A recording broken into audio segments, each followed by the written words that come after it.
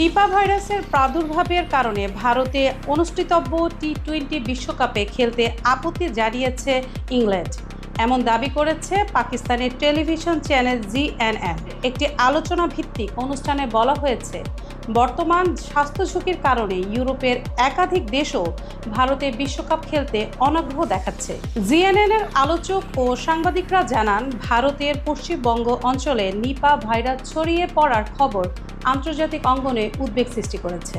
তাদের মতে, ভাইরাসটি বাংলাদেশের সীমান্তবর্তী এলাকায় শনাক্ত হওয়ায় পরিস্থিতি আরও সংবেদনশীল হয়ে উঠেছে। এক আলোচকের মন্তব্য, নিয়তে বরকত, ভারতের শুরু থেকে পরিস্থিতি অনুকূলে ছিল না। এখন মনে হচ্ছে শেষ পর্যন্ত পুরো টুর্নামেন্ট শ্রীলঙ্কায় সরিয়ে নেওয়ার চিন্তাও আসতে পারে। তবে বাস্তবতায় সেটি সহজ নয়। 20টি দলে টি-20 বিশ্বকাপে মোট 55টি ম্যাচ রয়েছে, যার মধ্যে মাত্র 20টি শ্রীলঙ্কায় আয়োজনের কথা। বাকি ম্যাচগুলো ভারতের বিভিন্ন ভেন্যুতে নির্ধারিত।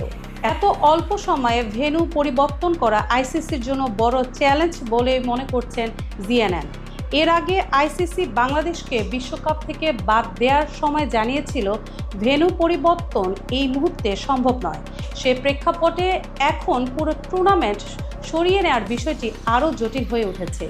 এদিকে নিপা ভাইরাসের ভয়াবহতা নিয়ে বিশ্ব গণমাধ্যমও সরব। আল জাজিরার প্রতিবেদনে বলা হয়েছে, বিশ্ব স্বাস্থ্য সংস্থার তথ্য অনুযায়ী নিপা ভাইরাসে মৃত্যুর হার 40 থেকে 75% পর্যন্ত হতে পারে। পরিস্থিতি মোকাবেলায় ভারতের national centre for disease control স্বাস্থ্যকর্মীদের সর্বোচ্চ সতর্কতা মেনে চলার নির্দেশ দিয়েছে। বিশ্বকাপের আগে এমন স্বাস্থ্য ঝুঁকির খবর ইংল্যান্ডের মতো দেশগুলোর উদ্বিগ্ন হওয়াই স্বাভাবিক বলে মনে করছে বিশ্লেষকরা।